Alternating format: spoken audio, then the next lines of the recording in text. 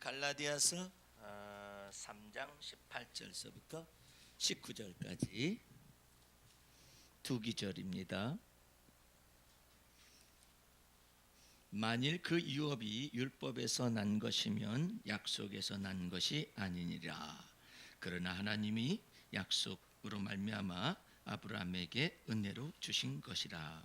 그런즉 율법은 무엇이냐? 범법함을 인하여 더한 것이라.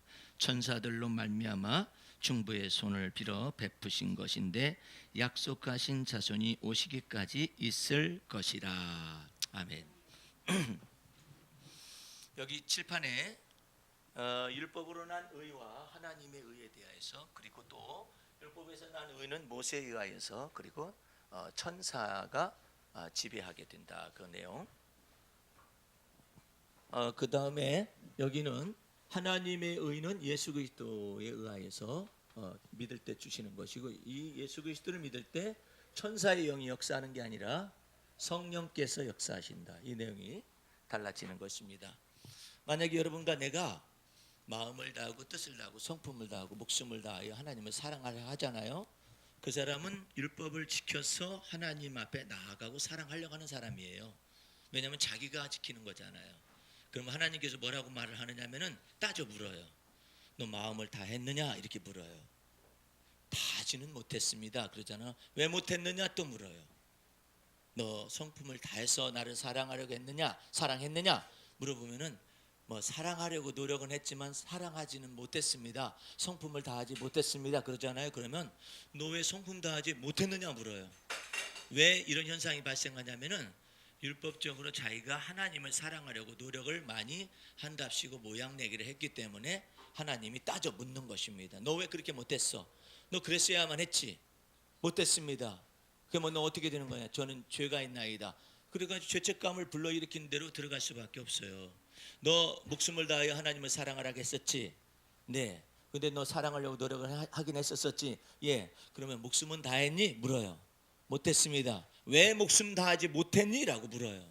그게 율법의 저주예요. 예? 율법의 의를 내세우는 사람에게 하나님이 따져 묻는 거예요. 그런데 예수 그리스도를 믿게 되면 하나님의 얼굴이 확 바뀌어요. 너는 율법대로 살았느냐? 그러면 이 사람은 이렇게 대답해요. 율법을 완성하시고 율법의 마침이 되시는 그리스도 예수를 믿었습니다, 그러잖아요. 옳거니 너는 됐다, 그래요. 이렇게 바뀌는 거예요. 예수 믿는 믿음으로 말미암아서 우리가 의롭다함을 하나님께로부터 받잖아요. 그래서 예수께서 율법의 마침이 되셔서 믿는 자들에게 의롭다 하심을 선물로 은혜로 주시는 것이거든요. 그렇기 때문에 내가 마음을 다해서 하나님을 사랑한 적도 없고 목숨을 다해서 하나님을 사랑한 적도 없고 성품을 다해서 하나님을 사랑한 적도 없지만 예수 그리스도께서 아버지의 계명을 다 지켜서 하나님의 사랑 안으로 들어갔기 때문에 예수께서 우리에게 이처럼 말씀하세요. 너희는 내 사랑 안에 거하라. 그러면 아버지의 사랑이 너희 안에 거하리라. 얼마나 놀라운 거예요. 이게 복음이거든요. 그런데 모든 세상의 종교는 마음을 다하고 뜻을 다하고 성품을 다하고 목숨을 다하여 어쨌든 신을 사랑하려고 노력을 하고 신의 경지에 다다르려고 노력을 하는 거예요. 그럼 어떤 사람이 이렇게 말을 해요. 아니, 성경 말씀에 하늘에 계신 너희 아버지가 의로운 것처럼 너희도 의로우라고 말했지 않습니까? 하늘에 계신 너희 아버지가 거룩한 것처럼 너희도 거룩하라고 말했지 않습니까? 그게 하나님의 뜻이라고 말했지 않습니까? 그것은 어떻게 해야만 합니까?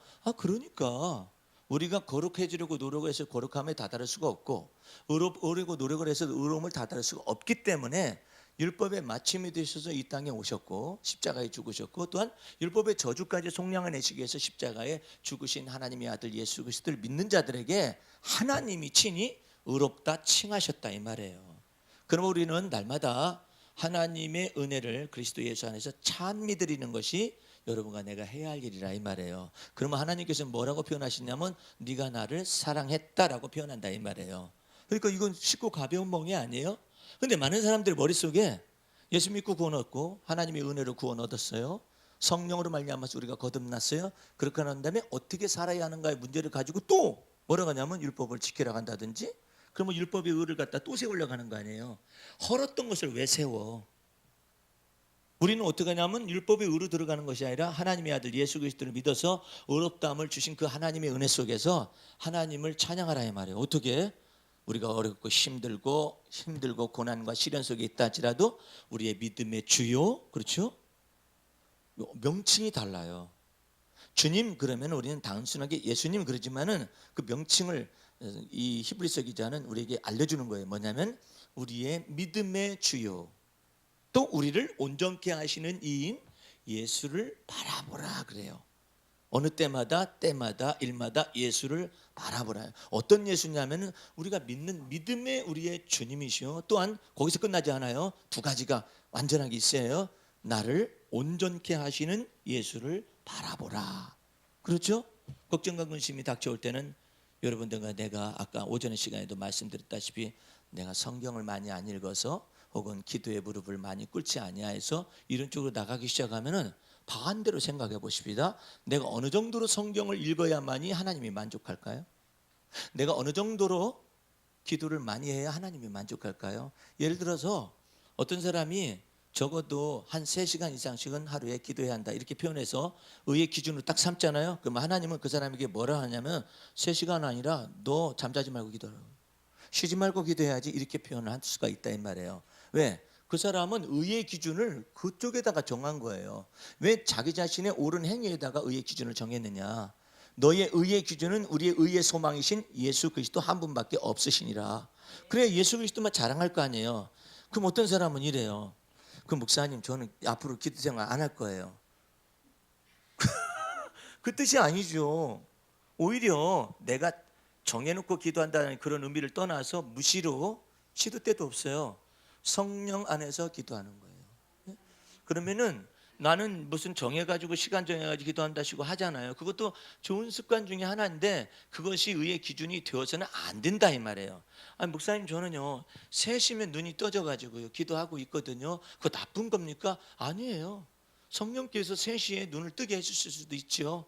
그래가지고 기도할 수 있는 거죠. 그 목사님 그러면은요 저는 계속 잠자지 말아야만 합니까? 그게 세상의 초등학생처럼 하나씩 가르쳐야 한다는 사람이에요. 아 자고 싶으면 자요. 그럼 자도 되나요? 누가 뭐라 할 사람 있어요? 그랬더니 없는데요.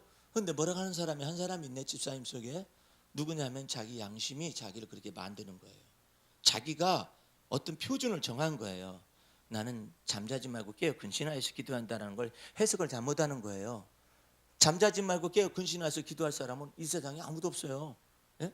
근데 그와 같은 내용을 기독교 수도사들 가운데서 엉뚱한 사람들이 그렇게 믿었어요. 잠을 자지 않아야 한다고 생각을 했어요. 여러분들 잠을 안 재우는 그 하나님은 사람의 몸을 짓지 않으신 분이에요.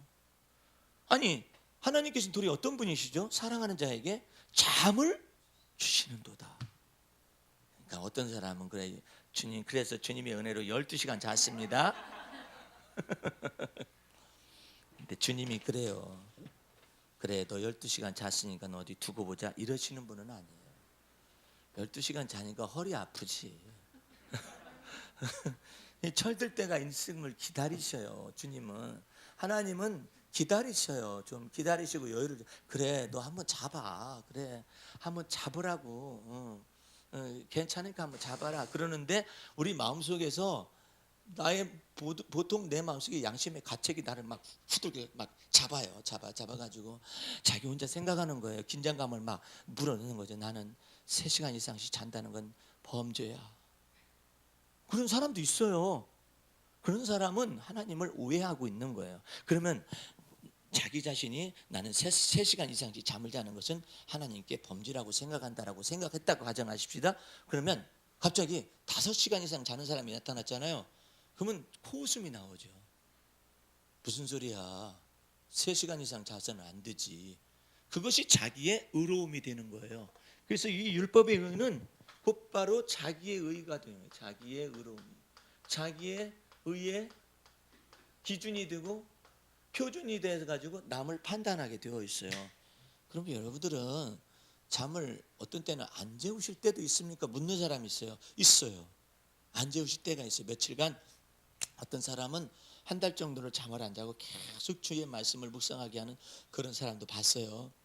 그런데 그냥 멀쩡해요. 신학생인데 멀쩡해. 너 잠 안 자냐? 나 잠이 안 와.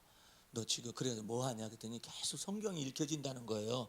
그래 너는 그거 받은 은혜다. 너 다음에는 너 성경 못 읽을지도 모른다. 너 지금 읽어라.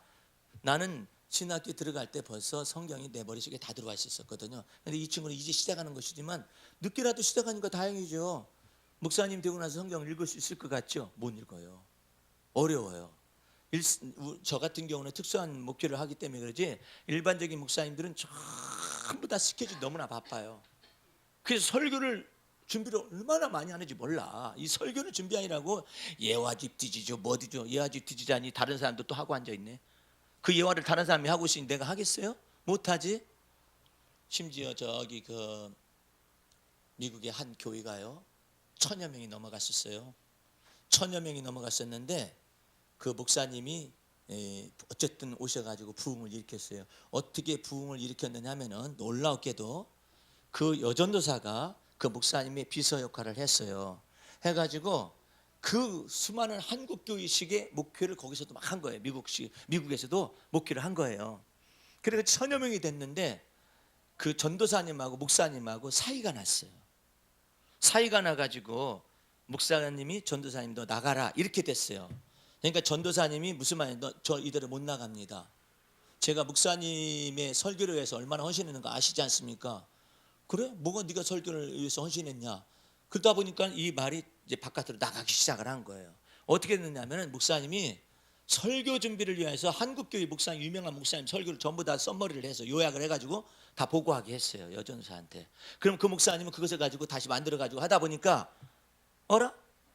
목사님이 설교한 걸 듣다가 그 저기 이제 CBS나 CTS 설교가 나오잖아요. 똑같은 설교가 나오기 시작하는 것을 발견한 거예요. 그러면서부터 이게 어떻게 됐느냐 조사를 하다 보니까 여전사님이 그 한국교회 목사님의 설교들을 전부 다 썸머리를 해가지고 예화도 그대로 해가지고 하다 보니까 그걸 그대로 앵무새처럼 읽어가지고 또 1000명이 된 거예요. 신기하잖아요? 너무 신기하잖아요? 그 일로 인해서 이 교회가 쪽박이 나버렸어요. 그래서 큰 교회 재산만 남고 한 200명으로 줄어들었을 때 제가 그 교회를 가본 적이 있었거든요. 지금 한국교회 실정이 이래요. 그래서 100개 쓰기 설교를 하고 그런다. 왜 100개 쓸까요? 속에서 생수의 강이 흘러 넘쳐가지고 이 복음을 전해야 하는데 성경만 가르치는 거예요. 사랑의 교회 옥하는 목사님이 소천하셨었지만 그분은 성경을 너무나 많이 가르쳐서 평신도를 깨운 거예요. 평신도를 깨웠는데 성경이란 성경을 장로로부터 다 제자 훈련식으로 평신도 훈련을 다 해놓은 거예요. 그러다 보니까 마태복음서 요한계시록까지 뛰었네. 다 뛰다 보니까 가르칠 게 없잖아요. 성경을 가르쳤으니까 이제 옥하는 목사님을 통해서 배울 성경 지식은 없는 거예요. 그러다 보니까 이제는 전국교회 목사님들을 오라고 그래가지고 장로들로 하여금 성경 공부를 시키게 만들 정도로 장로들을 키워놨어요. 근데 문제는 옥 목사님한테 발생한 거예요. 그 다음에 뭘 가르칠 것인가가 없어요. 그것이 고민이에요. 그래서 심지어는 암이 들어가지고 고통을 받는 것 가운데 있었어요. 왜 그런 현상이 나타나는 줄 아세요? 성경은 많이 가르쳤어요. 그런데 성경을 가르치면 재료를 주는 거나 마찬가지예요. 재료를 가르쳐 주는 거라니까. 재료를 어떻게 요리를 해가지고 먹을 수 있도록 해야 하잖아요. 복음이라는 것은 성경을 가르치는 성경을 기반으로 하되 예수 그리스도 안에서 복음의 성경 말씀이 전체 예수 그리스도를 향해 기록되었기 때문에 복음이라는 것은 하나님의 큰 기쁨의 소식을 전달하는 것이고 예수 그리스도를 믿는 믿음을 전파하는 거예요. 근데 이 성경만 계속 가르치다면 성경의 한계성이 성경을 가르치는데 한계성이 있다 이 말이에요. 성경의 한계성이라기보다도 그러면 그 성경이 무엇을 말하는지를 가르쳐야 되잖아요. 그분은 바로 예수 그리스도를 믿는 믿음의 말씀이고 그 다음에 그리스도의 말씀인데 그 내용을 가르치게 되면 우리가 계속해서 주님을 따라가는 생활을 해야 하고 자기를 부인하는 생활을 해야 하잖아요. 근데 이게 성경만 가르치다 보면 다 아는 거예요. 다 안다는 거예요. 여러분들도 행여나 말씀을 저를 통하여 많이 오랜 생활을 듣다 보면은 다 안다라고 착각하는 경우가 있어요. 이것은 착각을 하는 거예요. 그게 아니라 믿음의 말씀을 듣고 믿음을 시행을 해보는 거예요. 믿음을 적용을 해보는 거예요. 그래서 계속해서 범사의 하나님을 인정하면서 하나님이 지혜를 주시는 것을 어떻게 우리가 따라가면서 배울 것인가 그걸 배우는 것이거든요. 그것은 다윗이 발견한다는 나의 평생에 주의 선하심과 인자하심이 나를 정녕 따라 미치는 거예요. 계속해서 따라 미치는. 자기가 살아있는 동안에는 주의 인자하심이 따라 미치고 주의 선하심이 따라 미치고 하나님의 선하심을 맛보아하는 것이기 때문에 실증날 일이 없어요. 그러나 성경을 다 배운 사람한테 또 성경 배우려고 해보세요. 그거 아는데요? 그거 아는데요? 아는데요? 이렇게 돼가지고 미치는 거예요. 그래서 성경의 많은 지식이 그 사람을 미치게 할 수도 있는 거예요. 그러나 복음 안에서 하나님의 아들의 복음을 배우게 되면 날마다 주의 은혜가 이 성령의 새롭게 하심 때문에 새로운 거예요. 날마다 새로운 거예요. 아까 오전 시간에도 말씀드렸잖아요. 다윗이 하나님의 강가에 이렇게 표현을 하잖아요. 아니 강은 그냥 강이지 왜 하나님의 강이라고 말하느냐 이 말이에요. 이 사람은 성령이 충만해서 성령 안에서 새로움을 가지고 강을 대하는 거예요. 그러니까 하나님의 강에 주께서 복을 내리시는 거예요. 하나님이 싹을 내리시는데 그 싹에다가 하나님이 복을 부으시는 거예요. 비를 내리는 것이 하나님이 복을 부어서 그 싹에다가 튀어라 하는 그 순간 있잖아요. 사람들은 개와 시기라는 것을 알아냈어요. 과학적으로 개와 시기가 있더라. 근데 하나님께서 이 모든 것 속에서 하나님이 어느 날은 이상기온들이 너무나도 많은 것 가운데서 하나님이 개와 시기다 이때라 말했는데 다른 때로 변경시킬 때가 있어요. 갑자기 이상기온 때문에 이게 추워지는 거예요. 그러면 개와 시기가 늦춰지는 거예요.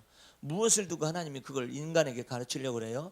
과학이 모든 것을 하나님의 행적을 알아낼 수 있지만은 하나님이 명령을 내리셔야만이 이와 같은 개화가 꽃이 핀다 이거예요. 꽃이 된다는 것이죠.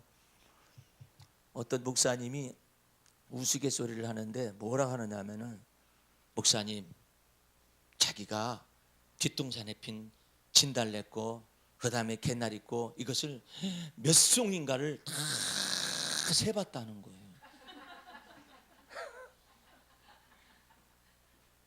아니 그래서 그런 사람이 이 세상에 없었는데 왜 셌어? 나는 세봤다는 거예요. 그 무슨 몇 송인데 10,000개더라고. 그 10,000개밖에 안 돼. 그랬더니 말귀를 못 알아듣는구만. 꽃이 10,000개 했다는 거예요.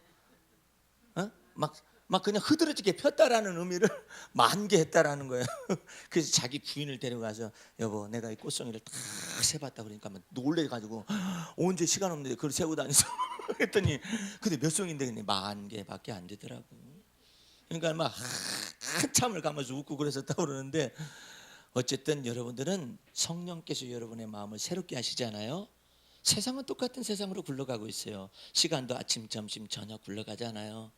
세상에 고통스러운 주부의 고민은 뭐냐면 어떻게든 금방 아침 먹었었더니 설거지 치고 나니까 금방 점심때가 됐고 점심 먹고 난 다음에 뭐 시장 갔다 와가지고 어쩌고 저쩌고 저녁 준비해가지고 아니 무슨 하루가 이렇게 짧으냐. 아침 먹고 점심 먹고 저녁 먹고 자고 깨고 다음날 이것처럼 정말 무상한 일은 없어요. 예? 인생 무상이지요. 그런데 그런 것 속에서 하나님의 임재를 자꾸 깨달아야 해요. 하나님의 임재가 어떻게 이래가 하나님의 강이라고 하잖아요. 하나님이 싹을 틔우는 것 가운데 복을 내리신다고. 여러분들 이것을 아셔야 해. 약속에 지금 여기 하나님의 의는 약속으로 말미암은 거거든요. 근데 율법의 행위는요 약속이 없어요. 잘못하잖아요. 책망받고 저주받아요. 그러니까 율법의 행위로서 내가 나아가거나 아니면 도덕적으로 내가 의로워져서 하나님 앞에 설려가는 사람은 하나님의 진노에 찬 얼굴이 기다리셔요. 여러분들은 행여나 마음속에서 내가 의를 세워서 하나님 앞에 접근하려는 이와 같은 걸 완전히 없애야 해요. 나의 나된 것은 하나님의 은혜인 것입니다. 그 하나님의 은혜로 살아야 해요. 여러분과 내가 질문 중에 한 가지가 뭐 있느냐면은 왜 믿지 않는 사람은 이렇게 잘 됩니까? 이렇게 질문하는 사람들이 있어요. 그렇죠? 믿지 않는 사람 참 잘 된다고 그러잖아요. 좀 돈도 굉장히 많이 가지고 있어요. 내가 이전날에 얘기했잖아요. 설악산 들어가다 보니까 전부 다 신흥사 땅이라고. 1억 평이야 1억 평. 설악산 들어가서 주차장서부터 저기 폭포까지 그 다음에 저기 무슨 성 권금성까지 신흥사까지 그게 1억 평이나 되는데 그 땅이 전부 다 신흥사 땅이에요. 절 땅이라고. 절 땅인데 그러면 우리가 돈을 내야 해요. 거기 주지스님은 우리 입구하고 달라요. 저쪽에 승용차가 아우디가 통과하는 장소가 다 따로 있어. 아니 스님은 그렇게 아우디를 타고 다니시고 목사님은 카니발을 타고 다니세요. 그렇게 동동비교하면 참 비참하게 이럴 데가 없죠. 예? 아니 그분은 1억 평인데 우리는 지금 몇 평이라냐. 평수를 늘려보려고 지금 잡아라 텐트를 가지고 씨름하다 왔는데 이게 도대체 어떻게 된 거야. 동동비교하면 그렇죠. 그런데 여러분들이 한 가지 비밀을 알아야 해요. 언약의 자손과 이 땅에 있는 자손 속에서도 하나님이 이 땅에 속한 자손들 속에서 부지런하면 돈을 주셔요. 예? 부지런하시고 그러면 그 사람 부지런하고 또 막 빨리 하고 막 어떻게 하잖아요. 근데 문제는 그 사람들이 너무나 한 가지밖에 모르는 거예요. 하나님이 복 내리심에 관련된 내용을 잘 몰라서 그럴 뿐이에요. 그러나 하나님은 그 순간 그 순간마다 다 심판하시겠다는 거예요. 네가 마음 먹었었지. 근데 네가 마음 먹은 것을 형통케 하신 분 누구냐? 너는 나를 인정하지 않았었는데 내가 너를 그렇게 했을 뿐이다. 그러면 저는 믿지도 않는데 왜 저한테 복을 내리셨습니까? 그 까닭은 여기에 있어요. 우리 이제 저기 창세기 펴보세요. 여러분들이 이것을 아셔야 정확하게 하나님의 은혜의 깊이를 발견할 수가 있습니다. 창세기로 가세요. 창세기 17장을 펴보세요. 아브라함이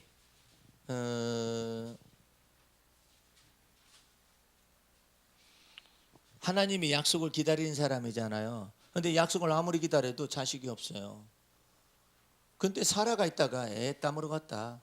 당신 나이가 들고 언제 애 낳냐? 나도 애를 볼 수가 없을 것 같고 그러니까 내 종 여종 하갈이가 있는데 하갈에게 들어가서 자식을 만들어 가지고 내 무릎 위에다 놔두시오. 그러면 내 자식이라고 내가 생각하겠소라고 했더니 아브라함이요 좋다고 여겼어요. 나이가 몇 살인데 그동안 자식이 없었거든요. 근데 하나님이 주신 신은 안 나타나고 아브라함이 하나님을 때를 기다리지 않냐고 사례가 말을 하니까 아브라함이 사례의 말을 좋게 여겼더라. 그래가지고 사례가 말한 대로 하갈을 취하했더니 자식이 생겼네. 그래가지고 이름을 이스마엘이라고 했어요. 근데 이스마엘이라고 했는데 이스마엘에게 하나님께서 아브라함이 이스마엘을 놓고 걱정을 하는 거예요. 그러니까 하나님께서 이스마엘에 관해서 복을 내리시겠다고 분명히 얘기를 합니다. 자, 창세기 17장 20절을 보세요. 창세기 17장 20절. 이거 정확하게 붙잡고 여러분들이 가게 되면은 복음의 진수를 보게 됩니다. 이스마엘에게 이르러는 내가 내 말을 들었나니. 하나님이 약속의 시가 아닌데도 불구하고 아브라함이 걱정하고 근심하니까 그 말을 듣는 거예요. 들었나니 내가 그에게 이스마엘에게 첫 번째 뭘 줘요? 복을 주고 두 번째 생육하고 세 번째 중다하여 그로 네 번째 크게 번성케 할지라. 그뿐만 아니에요. 그가 12방백을 낳으리니 해왔다 많이도 낳는다. 네. 우리 여기 교인 가운데도 팔남매? 팔남매예요? 놀라운 일입니다. 팔남매면은 거의 10여 년간을 아니면 이제 드문드문 이렇게 떼서 나면은 한 15년 내지 10년간을 이제 생산하는데 이제 투자를 해야만 하는 거죠. 예. 대단한 것이죠. 근데 12방백을 낳으리니 내가 그로 큰 나라가 되게 하려니와 이랬잖아요. 이상하지 않아요? 약속의 시간인데 왜 이렇게 복을 주고 중다하고 번성하고 그 다음에 12방백까지 낳게 되고 이런다고 했잖아요. 그 다음 말에 하나님이 복음의 말씀이 그 다음 말에 달라요. 21절 보세요. 하려니와 내 언약은 내가 명년 이 기한에 사라가 내게 낳을 이삭과 세우리라. 복을 그렇게 많이 받아도 언약이 없어요. 믿지 않는 사람. 크게 부자가 되어도 하나님과의 언약이 없어요. 예? 영원한 생명과 죄사함과 의롭다함을 받는 하나님의 은혜의 언약이 없어요. 그렇게 자식을 많이 낳아서 12방백이 되어가지고 중다한다 할지라도 하나님과 언약이 없어요. 믿지 않는 자들에게. 그게 달라요. 그런데 하나님께서는 아브라함에게 뭘 가르치시냐면 내년 이맘때에 낳을 네 자식과 어때 낳을 때 그 자식 이삭과 더불어서 내 언약을 세우리라고 말씀하신단 말이에요.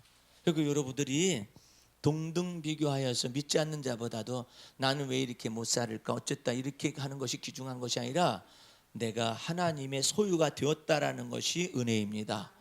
하나님의 소유, 하나님의 기업이 된 거예요. 여러분들이 하나님의 기업이에요. 그것을 마음속에 믿어야 해요. 그래서 하나님께서 여러분의 범사에 하나님을 인정하게 되면 그때그때마다 여러분의 길을 지도하시겠다라는 거예요. 특별히 지도하시는데 내가 어느 날 질문했어요. 하나님, 성령을 자꾸 붓는다고 하는데 어디다 그렇게 붓는다는 뜻이에요? 그런 질문 잘 않거든요. 성령 충만 그것은 아는데 어디다 갖다 붓느냐 이 말이에요. 그랬더니 우리 주님께서 내 속에 뭘 가르치시느냐 하면 시편 8편을 가르치면서 본래 인간이 타락하기 전에, 아담과 하와가 타락하기 전에 이 머리에 영화와 존귀의 관을 딱 씌우신 거예요. 생각해봐요. 내가 애견을 가만히 보면서 무슨 생각하느냐 하면 참 애교도 많이 부리고 그 다음에 또 이쁜 짓도 많이 하고 막 가면은 막 초월적인 귀에 들음을 들어가지고 문 따는 소리만 들려도 이미 벌써 와가지고 막 뛰고 막 번쩍 뛰고 그래요. 먹을 거 달라고. 나를 반기는 건 아니고 먹을 거 달라고 그래. 그러면서 무슨 허무함을 느끼냐면은 네가 그렇기는 하도 하나님과 인간 사이 저는 교제를 누리고 그 다음에 하나님과 인간 사이 인격적인 대화를 누리는 것에 관해서는 열등하잖아요. 걔를 아무리 교육을 시켜도 걔가 야구 경기를 하겠어요? 축구 경기를 하겠어요? 아니면 문화 활동을 하겠어요? 무엇을 하겠어요? 그거 하려면 아직 멀었어요. 예? 그냥 똥을 갖다 저 한 곳에 갖다 싼다 해도 막 박수를 쳐주고 그러면 막 좋아가지고 이게 겨우 똥 싸는 거야. 예? 겨우 오줌 싸는 거라고. 예? 아무리 원숭이가 아무리 노력을 한다 하더라도 바둑 두고 앉아 있겠어요? 예? 어떻게 바둑을 둬? 예? 인간은 복합성을 이해하신 두뇌가 영화와 존귀로서 더 많이 주셔가지고 욥기서에 보면은 하나님께서 인생에 이 두뇌에 영화와 존귀를 관을 씌워가지고 짐승을 교육하기 위해서 주님께서 역사하신다는 그런 내용이 나와 있어요. 그리고 짐승보다도 더 인간은 교육받을 수 있는 존재로서 만드셨다라는 거예요. 그러니까 얼마나 놀라운 거예요. 그 속에 인간의 두뇌만 있는 것이 아니라 인간의 두뇌가 죄악성으로 인해서 이게 한계성이 발생이 되는 거예요. 나이가 드시니까 어때 건망증도 많이 심하시죠? 저도 그런 걸 가끔가다 느껴요. 하면서 봐요. 그거 뭐라고 표현해야지? 아따 그거 까먹었다. 그럼 뭐라고 표현해야지? 한참 있다가 네이버 뒤져보자 해가지고 표현할 때도 있어요. 어떨 때는요. 인간의 두뇌에 한계가 있잖아요. 근데 목사님은 그런데 어떻게 이렇게 글을 쓰세요? 그 떠오르는 것도 그 힘들다면 어떻게 글을 쓰세요? 글 쓸 때는 성령께서 내 속에서 이 두뇌를 새롭게 하셔가지고 그 전문적인 용어를 막 내는 거예요. 오늘 어느 분한테 제자훈련반팀 어느 분한테 이 오늘 아침에 쓴 봄비 예찬에 관련된 내용을 보냈어요. 보냈었더니 목사님의 언어는 정말 신비로운 언어라서 누가 흉내낼 수가 없는 언어를 사용하고 계십니다. 이렇게 보내왔더라고요. 그 참 나도 참 놀랍다고 생각을 했어요. 어떻게 이렇게 두뇌 속에서 계속해서 조합이 되고 신비롭게 조합된 이와 같은 언어들이 쏟아져 나오는 것을 알 수가 없어요. 그러나 내 두뇌는요 고혈압 약도 먹어가지고도 이게 조금씩 이게 건망증이 생기는 것 같아요. 깜빡깜빡깜빡하고 이런 것을 느낄 때가 있어요. 그런데 인간은 여기 두뇌의 이 능력 말고 지혜와 계시의 영이 있어요. 그 지혜와 계시의 영이 내 정신 능력을 강화를 시켜요. 일반적인 사람들은 어떻게 해요? 예수 믿지 않는 사람들은 자기가 노력을 해서 정신일도 하사불성을 만들어내려고 그래요. 그런데 우리는 성령께서 우리 마음속에 거하셔서 우리의 두뇌를 완전케 하시기 위해서 준비되고 있어요. 그러니까 언제든지 주의 이름을 부르는 자마다 때마다 일마다 하나님께 도움을 청하게 되면 주님께서 여러분의 두뇌를 열어서 또 마음 눈을 밝혀서 하나님의 은혜를 보게 하십니다. 그러므로 이 세상을 이렇게 살아나갈 때 오늘도 또 해 떴다, 내일도 뭐 또 해 뜨겠지, 뭐 이런 식으로 살아가지 말고 하나님께서 이 지구를 운행하시는 것 가운데 정말 여러분들이 하나도 지겹다, 인생이 지겹다 이런 쪽으로 들어가면 안 돼요. 이제 성령의 새롭게 하심을 따라서 여러분 차가 굴러가는 것만 해도 놀랍지 않아요? 차가 굴러가잖아요. 나는 그냥 차를 막 100km 정도 운전할 때 막 밑에 있는 충격을 줄여가지고 이 바퀴가 줄여가지고 타타타타타타 소리 나면서 갈 때 있잖아요. 부드럽게 가잖아요. 바퀴, 이 고무 바퀴가 있어가지고 그 충격을 많이 줄이는데, 만약에 100km 달리는데 거기다가 소달구지를 해가지고 달려보세요. 어떤 일이 벌어지겠는가? 난리가 나죠. 근데 이 문명에 놀라운 뜻 속에서 하나님이 지혜와 총명을 주셔가지고 인생들 나이고 이렇게 지금 나타내고 있잖아요. 이세돌과 그 컴퓨터가 저기 알파고 그것이 대결을 했잖아요. 알파고가 이겼어요. 이겼었지만은 이세돌이는 그런 얘기를 하는 것이죠. 나는 딸을 사랑합니다. 그게 무슨 뜻인지 아세요? 알파고가 아무리 뛰어난다 할지라도 딸을 사랑할 수 있겠으며 딸이 있겠으며 사랑을 알겠느냐 말이에요. 놀라운 얘기예요. 이세돌이는 천재거든요. 그런데 천재가 대결에서 졌어요. 졌는데 딸을 안고서 내가 진다 할지라도 아빠 편이 되어줄래? 아빠 편. 난 널 사랑해. 아빠가 진다 할지라도 널 사랑할 수 있지. 무슨 뜻이에요? 기계 문명이 아무리 발달해도 사랑을 알겠느냐 말이에요. 그것이 인간에게 하나님께서 영화와 존귀로 관을 씌우신 거예요. 그러므로 여러분의 이 두뇌가 잠자지 않도록 항상 영적으로 깨어 있으란 말이에요. 세상 일에 관해서 뭐 건망증도 있어가지고 이것도 놓고 갔다가 저것도 놓고 갔다가 이럴 수는 있어요. 그러나 그것만이 전부가 아니에요. 여러분에게는 영의 아름다움이 있어요. 그 영으로서 이 정신 능력을 대체할 수 있는 놀라운 영의 아름다움이 있어요. 성령 충만함을 통하여서 또 다른 기억력도 가질 수가 있어요. 여러분의 기억력 말고 성령께서 떠올리는 기억력이 있어요. 저것을 어떻게 매달지? 어떻게 하면 된다냐? 저기 안 맞는데 어떻게 하면? 판자가 떠올랐네. 판자가 떠올랐으면 떠오르게 하신 분이 일을 행하셔야 하잖아요. 어디 가서 판자를 에라이 마트에 가가지고 이마트 같은 데 가가지고 저기 뭐 이런 저것을 한번 있는가 보자 생각했는데 아침에 가서 있다고 문득 혹시나 내가 오면서 문을 딱 잠그면서 혹시나 여기 있을지도 모르지 갔더니 그 판자가 있어요. 저것을 자르고 난 기념물이 창고에 저장되어 있습니다. 보여달라면 얼마든지 보여줄 수 있어요. 근데 저것을 갖다가 다른 것 가정 속에서도 얼마나 감사해요. 비록 수고는 하였지만은 하나님의 임재가 있잖아요. 생각해 보세요. 못 박는데 무슨 하나님의 임재가 있어요? 그것만 자체로는 없어요. 그것 자체로는 임재는 없어요. 안 보여요. 그러나 무엇을 어디다 박아야 할지를 모르는 상황에서 쉽고 가벼운 멍에 주세요. 주님, 나라에 여기다 박아야 하는데 이거 안 박으면 저도 사다리에서 몇 시간이에요. 지금 사다리에서 몇 시간인데 요것만 하나만 딱 고정을 시켜주시면 한쪽은 됐거든요. 근데 한쪽만 고정시켜 주시면 참 좋겠습니다 해가지고 딱 했었을 때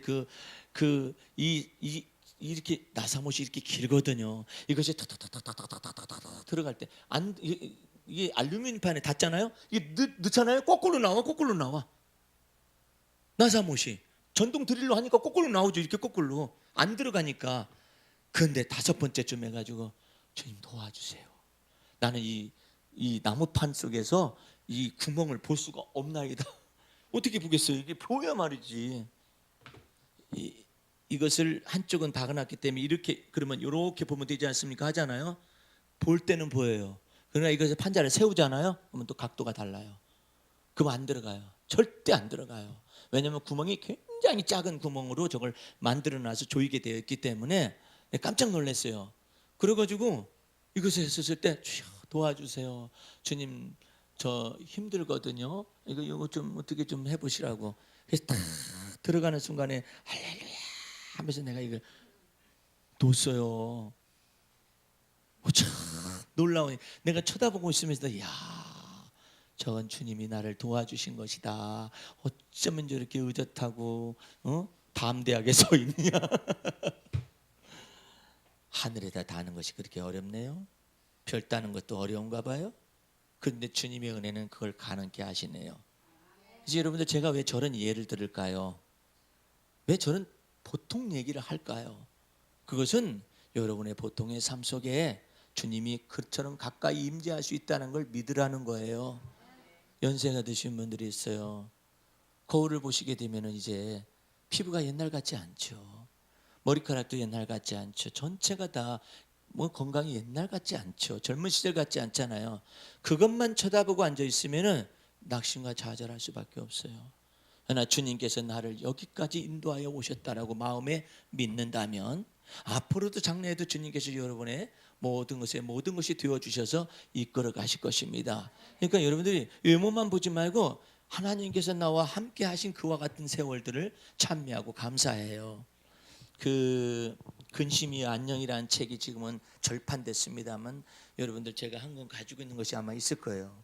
근데 그 근심이 안녕이라는 그 책에 보게 되면은 그 신앙의 위인들이 어떻게 살아왔는가 그걸 보면은 많은 사람들이 자기가 성공한 것만 쳐다보고 있다는 거예요.